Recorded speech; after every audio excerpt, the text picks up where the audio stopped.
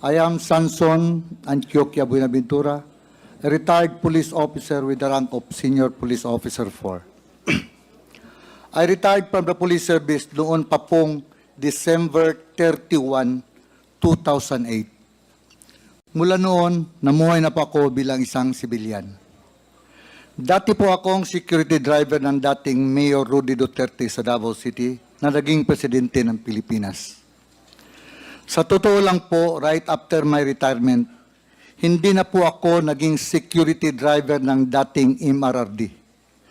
Dahil po ang gusto niya ay isang police officer ang maninilbihan bilang driver niya.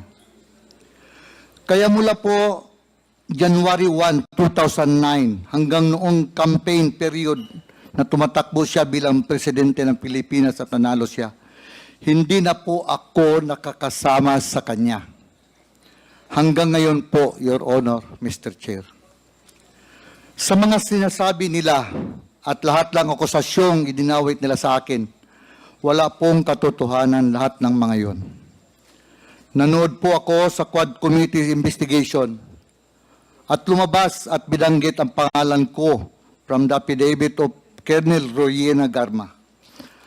Ayon sa affidavit niya, nakatanggap siya ng pera mula sa akin at sa dalawa pang tao na binanggit niya na sina Sergeant Swan at isang alias Boy Alsi bilang reward money para sa AJK na nangyayari dito sa ating bansa.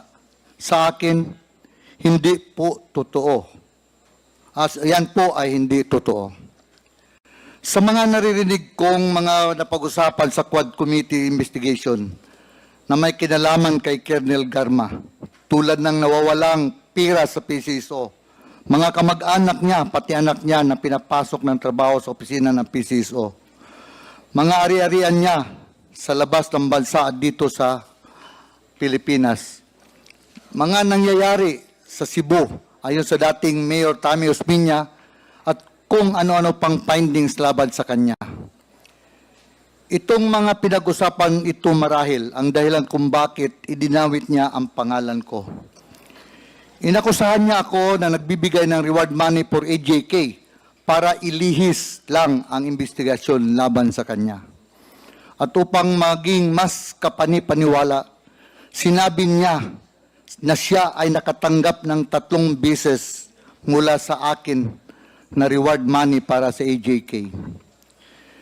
Your Honor, Mr. Chair, sangayon po ako sa mga sinabi ni Honorable Congressman Acop sa matrix na ginawa ni Colonel Garma, kung saan wala at hindi kasama ang pangalan niya sa lahat ng kinasasakutan niyang issue. Iniwas niya ang sarili sa investigasyon. Gawa-gawa lang niya ang lahat para makaiwas siya sa lahat ng mabibigat na issues laban sa kanya at kinasasangkutan niya. Your Honor, Mr. Chair, Colonel Garma should not accuse anybody to save herself. She has to prove every accusation she makes with evidence, hindi lang sa salita o sabi-sabi niya. Maraming salamat po sa inyo, Mr. Chair, and members of the committees. With the permission of the chair. Yes, please proceed. Mr. Buenaventura, Yes, Your Honor. taga saan po kayo? Saan po kayo nag-originate or where were you born and raised? Davao City po. Davao City. Yes po. At I understand you're a police officer before your retirement. Saan po ba kayo nag-aral ng pagpupulis? Davao City po. Davao City rin po. And kayo po ba ay mayroong sariling pamilya? Yes, Your Honor. May asawa at anak po kayo? Yes, Your Honor. Taga saan po ang napangasawa nyo? Taga Davao din po. Going back to your police career, sir, saan po ba yung unang assignment nyo? Turil Police Station po. Saan po yon? Sa district ko, 3rd District of Davao. Turil Police Station, Turil, Davao City. Turil, Davao Yes, City. Your Honor. Anong taon po ito, sir? May 16, 1978 po. 1978. Pagkatapos po ng assignment nyo sa Turil, saan po ang sumunod? Tugbuk Police Station po. Bugbog? Tugbuk Mintal, Davao City. Tugbog. Police Station, Mintal, Davao City. Sa Davao din po ito. Yes, Your Anong Honor. taon po ito? Hindi ko na maalala, Your Honor. Can you please give an approximate year? 1980s. 1978. I think 80 what? 1981. I'm not Pagkatapos, sure, Your Honor. I'm not sure. 19, maybe. pagkatapos po ng tugbog, sir, saan po yung sunod na assignment nyo? Sa Davao City. Saksa. Sa Davao City, Your Sasa. Honor. Sa Police Station, Davao City. And can you please cite also the approximate year? I'm not sure, Your Honor. Maybe 1983. Not sure, Your Honor. 1983. After Sasa, saan po kayo sunod na na-assign? Doon na po kay Kwan, na naging security driver na po ako ni then Mayor Rudy Duterte po. Maari niyo po bang ikwento sa amin kung paano kayo napunta kay President Duterte during that time?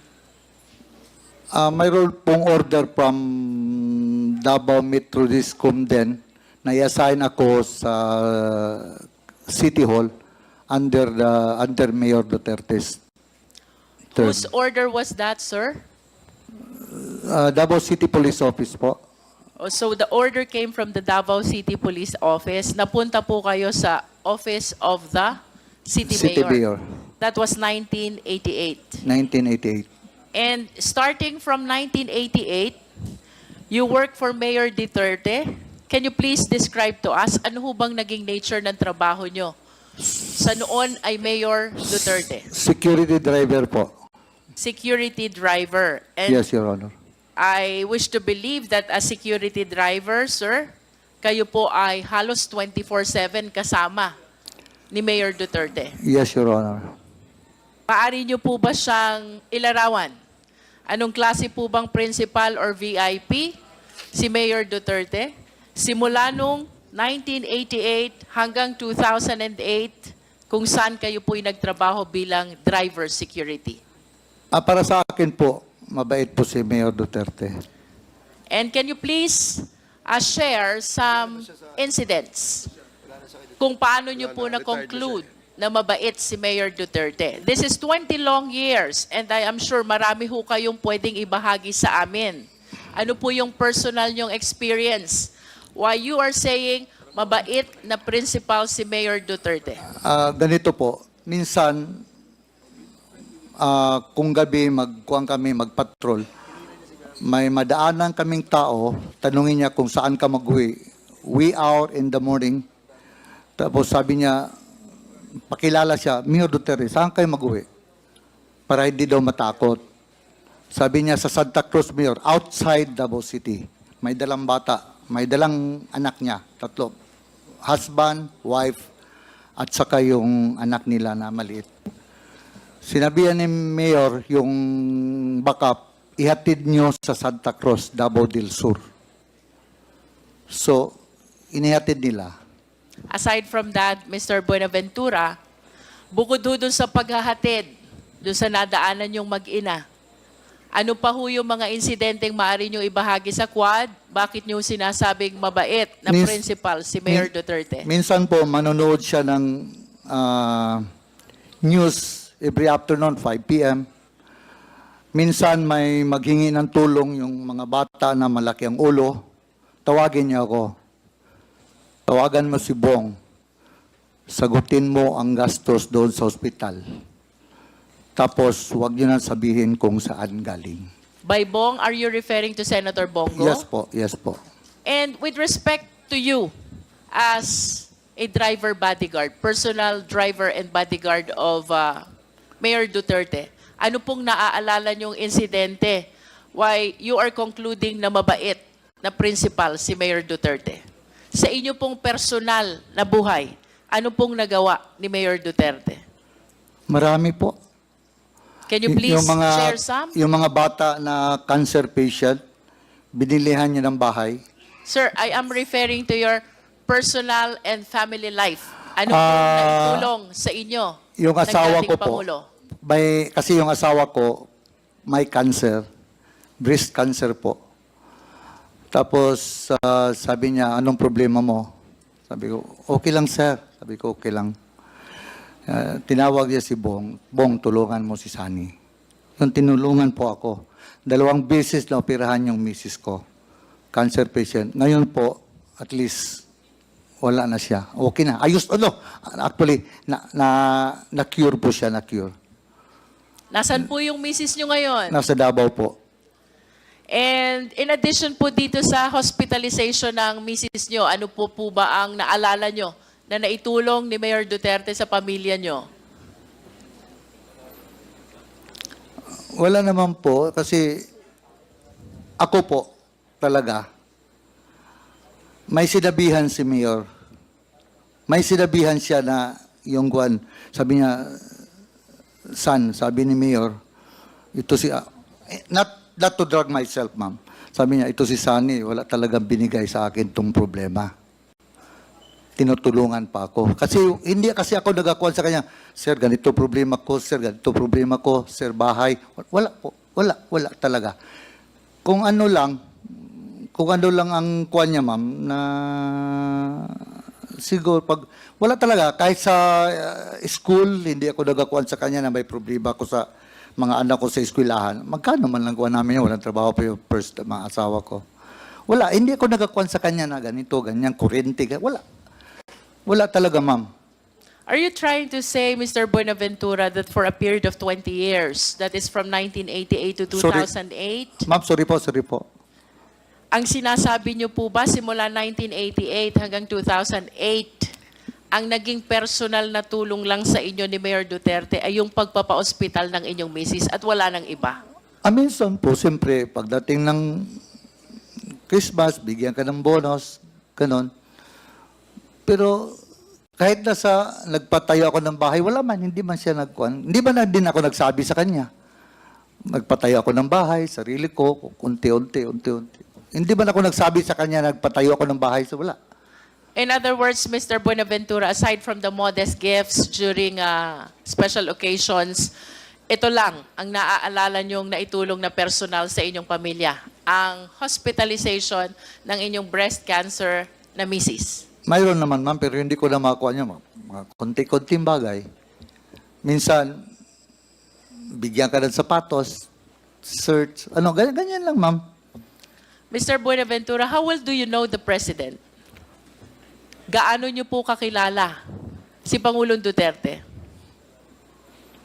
Mabait po siya sa tao. Bukod po sa mabait na sa tao, what else can you say about him? Kalaban niya po yung mga kriminal.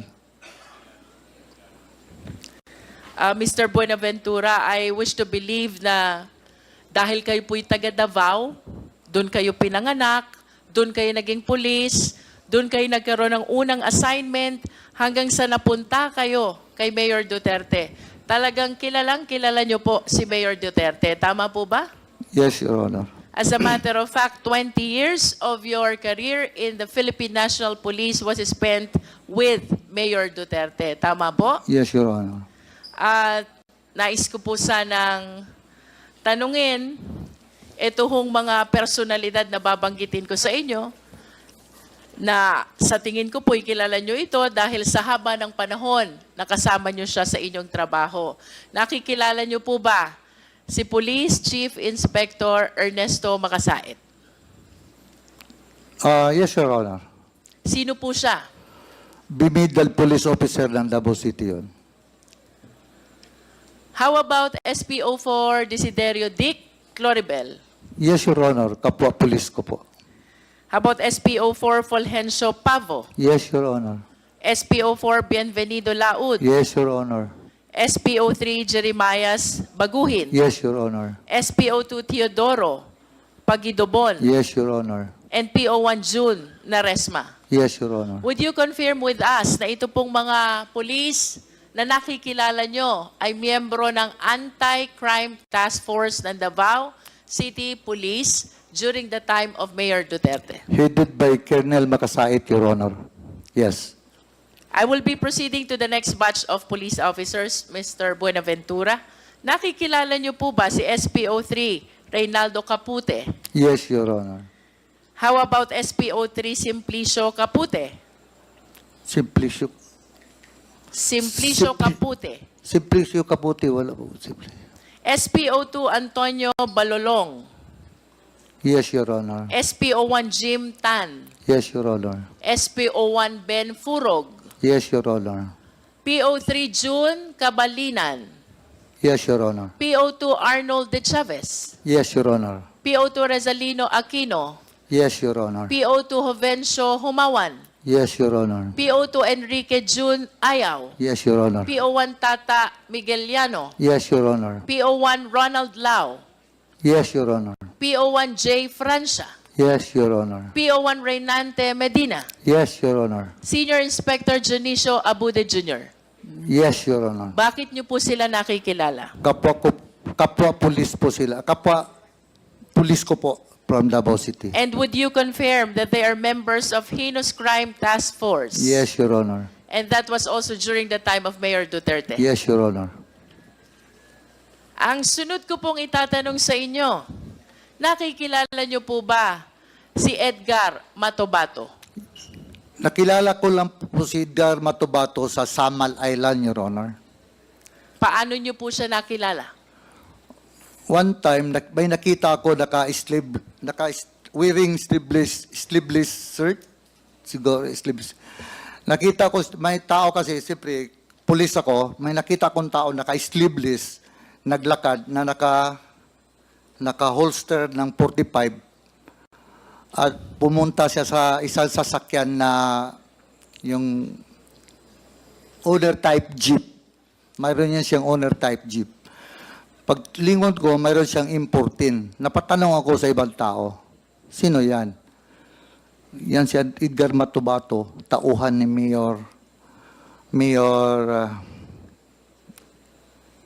yung isang mayor ng Samal, Mayor ng Samal, Edgar Matobato, Antalan. Mayor Antalan, Your Honor. Nabanggit niyo po na nung una niyong nakita si Edgar Matobato ay siya'y may dalang armas. Naka-holster, Your Honor. Walang cover, labas ang 45. Labas ang 45 at Yes. may nabanggit pa po kayong isang armas. M14. M14. Yes, Nalalaman niyo po ba kung si Edgar Matobato ay kapwa niyo pulis? No. And I Sabi nila, ano yan, pulis? Sabi ko. Kasi naka-react lang po ako dahil pulis ako na may nakita akong may armas. Ano yan? Bata ni Mayor Antalan. I understand that you were a police officer during the time, Yes, Your Mr. Honor. Buenaventura. Did you not bother to prompt Sabi kasi Edgar nila, Matobato? sabi nila member ng CHDF, Ano po yun? Civilian Home Defense Force, Your Honor. Saan po ba naka-attach itong civilian force? Civilian Police Force. na Home Defense Force. Army po yun, sa Army. Civilian Home Defense Force. Yes, Your Honor. Saan po ba attach itong Civilian Home Defense Force? Sa military po, Army. Sa military po. Yes, But Your you Honor. were saying kanina na siya ay bata, tao, ng mayor ng Samal. Tama po ba yun? Tauhan siya ng Mayor ng Samal. Ano pong pangalan ng mayor ng Samal? Mayor Antalan po. Nalalaman niyo po ba kung ano itong Civilian Force Multiplier? Yes, Your Honor. Ano po ba itong Civilian Force Multiplier? Home Defense Force yun under the Army. Under the Army. Nalalaman niyo din po ba na kayo ay kilala ni Edgar Matobato? After na, Your Honor, after noon. Yung first time nakita ko siya, after noon, nakilala niya rin ako na isang pulis. Kaya, Kilala po kayo ni Edgar Matobato bilang boss doon sa grupo ni Mayor Duterte. No, Do you na- confirm this? hindi naman boss, Your Honor. Security driver lang po ako. Pero, Security driver. Would you confirm na kayo po ay kilala ni Edgar Matobato bilang isa sa mga tao Isang ni Mayor pulis po, Duterte? isang pulis. And would you confirm also that for quite some time ito hong si Edgar Matobato ay naging tao din ni Mayor Duterte? Hindi po. Not at any point in time. Narinig ko yung sabi niya na naging security siya ni Mayor Duterte. Hindi po totoo yan. Hindi totoo. Na naging security siya ni Basti, naghatid sa eskwelahan. Hindi po totoo yun. Hindi po totoo. Ang security ni Mayor Duterte, puro pulis. Mr. Buenaventura, may mga babanggitin pa rin po akong pangalan dito. Yes, Your Honor. Nakikilala niyo po ba si Chris Lanay? Chris Lanay. Hindi ko makuha mo, Your Honor. Si Andong? Hindi ko kilala, Your Honor. Si Jopet? Hindi, Your Honor. Si Alvin Laod? Pulis din yun, Your Honor. Alias Boboy Maldito? Hindi, Your Honor. Alejandro Casas alias Toothpick? Yung bata ni Juan yun, Your Honor, ni Las Cañas. Si Boy Pondoyo alias Boy Chacha? Sa City Hall po yun, Your Honor.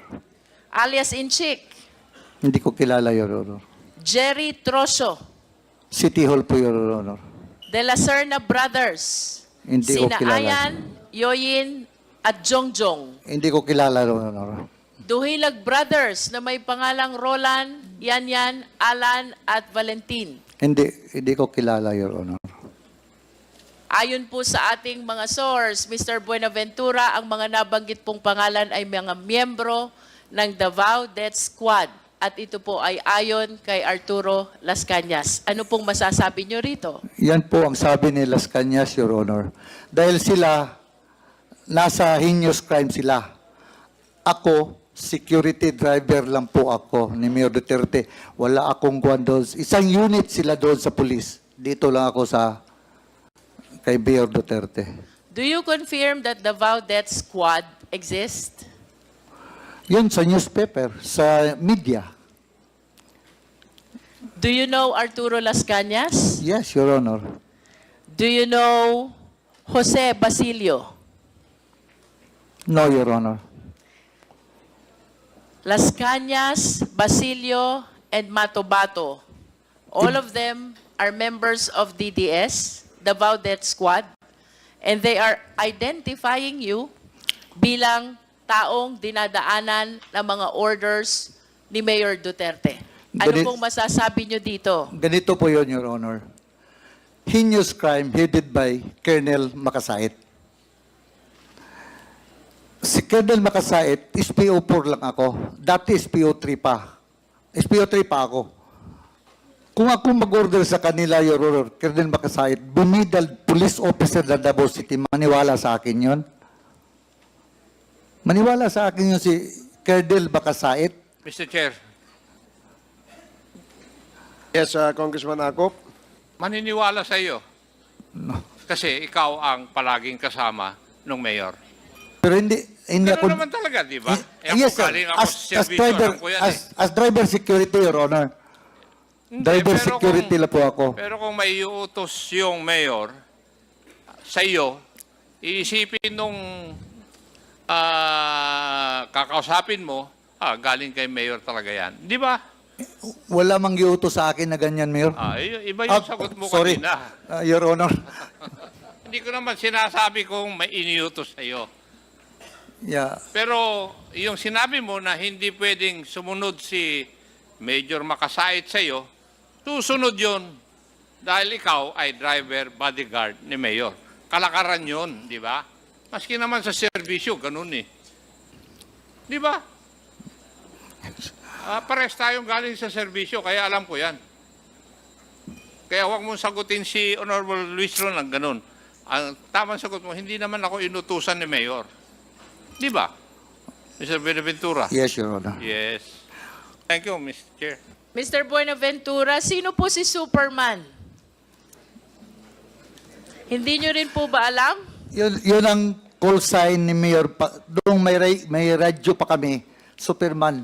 At least you confirm Yes, Your Honor. that Superman is Mayor Duterte. Yun ang call sign niya sa radio. Yes, and he is actually called Superman by DDS. Do you confirm that? I do not know, ma'am. I do not know. Hindi Sa amin niyo po lang yan, alam? ma'am, sa radio. Sa radio, ma'am. Yan ang call sign niya sa radio. Sa amin yun. Everybody in DDS call Mayor Duterte as Superman.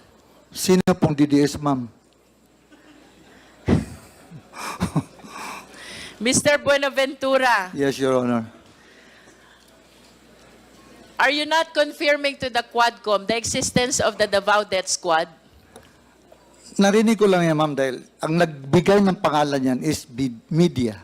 Did you watch the Senate investigation where the President appeared? Yes, Your Honor. And did you watch him confirm that there is Davao Death Squad? Siya po, Your Honor. Yes, Siya po ang may sabi. did you watch him confirm? Yes. Napanood niyo po ba yun? Yes. And napanood niyo din po bang sinabi niya na si Senator Bato ay kasama doon sa Davao Death Squad? Narinig ko po, Your Honor. And of course, you've heard already that Las Cañas is also confirming that there is Davao Death Squad. Sa kanya, si Arturo Las Cañas po ang may sabi din sa kanya. Yes, and even Matobato is confirming that there is Davao Death Squad. Matubato. Yes, Your Honor. And even Jose Basilio is confirming that there is Davao Death Squad. Basilio, I do not know Basilio, Your Honor. But of all the names that I have mentioned, I hope you realize that the President himself confirms the existence of Davao Death Squad, and you are denying Davao Death Squad. I did not, Your Honor. Narinig ko lang, Your Honor. I am not answerable for Presidente, Your Honor. Yes, but you are with the President since 1988 to 2008, Yes, and Your I am inclined to believe that you know almost all the activities of the President. Tama po ba ako? Hindi lahat. And when the President say that he confirms that there is Davao Death Squad, then it means that there is really Davao Death Squad. And if you deny that, then somebody is telling a lie. If the President confirms this already, I do not understand why you keep on denying Davao Death Squad. Sa akin po, Your Honor, narinig ko lang. So, kung nagsabi ang Presidente, narinig ko sa kanya. Before I end my interpellation, Mr. Chair, may I request the Secretariat to please flash the two pictures of the President with Mr. Buenaventura. Can we have the two pictures, Secretariat, please? This is only to bolster the fact that Mr. Buenaventura has been with the President since 1988 up to 2008. And for 20 years that he was working with President Duterte, then Mayor Duterte of Davao City. I wish to submit, Mr. Chair, that he is aware of all the activities then of Mayor Duterte.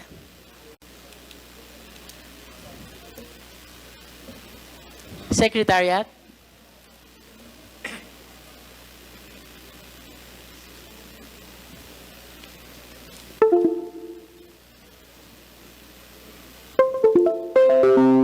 For my last question, Mr. Buenaventura, ang sabi niyo po kanina, mabait si Mayor Duterte. You confirm that? Yes, Your Honor.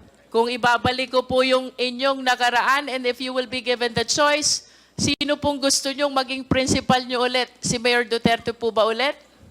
Yes, Your Honor. That's how you admire, idolize, respect, and care for the former president. Tama po ba? Yes, Your Honor. And in the scale of 1 to 10, Mr. Buenaventura, if we will be assessing your loyalty and dedication to the former president, paano nyo ho ba gradean yung level ng loyalty at dedikasyon nyo sa former president? 10. 1 being the lowest and 10 being the highest. 10. And with a grade of 10, you will not say anything that will harm the president, yes or no? Sorry, ma'am. And with a grade of 10, ibig sabihin, yun po ang pinakamataas na loyalty at dedication na ibinibigay nyo sa president, you will not say anything that will harm the president. Yes. Yes, Your Honor. To the extent that you will make misrepresentation to save the president, yes or no? Sorry po. But what do you mean, Your Honor? To the extent that you will be making misrepresentation to save the former president. Tama po ba yun? Yes or no? Yes, Your Honor. With that, Mr. Chair, then I wish to believe that the representations that he is giving Mr. to us Chairman, right now, Can you kindly not translate that entirely to Tagalog? Para Mr. Buenaventura, Sorry. Kanina po, tinanong sorry ko ma'am, kayo sorry, Your Honor. kung atin pong gragraduhan ang inyong loyalty at dedication sa inyong naging principal for a period of 20 years. One is the lowest and 10 is the highest. Ted po. Ganon po kataas ang loyalty at dedikasyon nyo sa dating presidente. Tama po ba? Yes, Your Honor. At dahil sa napakataas ng inyong loyalty at dedikasyon sa kanya, hindi po kayo magsasabi ng kahit na anong ikakapahamak niya. Tama po ba o mali? Tama po. At kung kailangan nyo pong magsinungaling, magsisinungaling kayo, mailigtas nyo lamang siya. Hindi po. Tama po o mali? Hindi po. Because you are loyal and dedicated to the former president. Wala At na po. kung kailangan nyo pong magsinungaling to save the former president, gagawin nyo rin pong magsinungaling. Tama po o mali? Tama. Because you graded your loyalty and dedication by 10. At kung kailangan nyo pong ialay ang buhay nyo, mailigtas lamang ang dating Pangulo, gagawin nyo din po ba yon? Yes, Your Honor. See? Kung kaya nyo pong ialay ang buhay nyo, mailigtas ang dating Pangulo, the more reason na kaya nyong magsinungaling, mailigtas lang ang dating Pangulo. Can we please flash the pictures?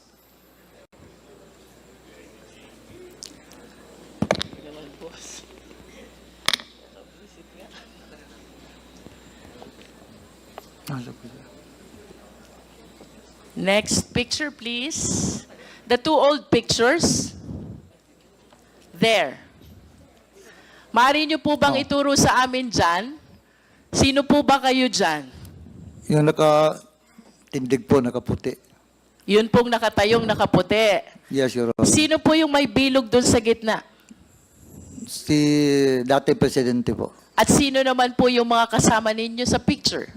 Taga-media po. Taga-media. Saan po ba kuha itong letratong ito? Sa kuwan po, sa Turil, yung sa lang Ayala gani.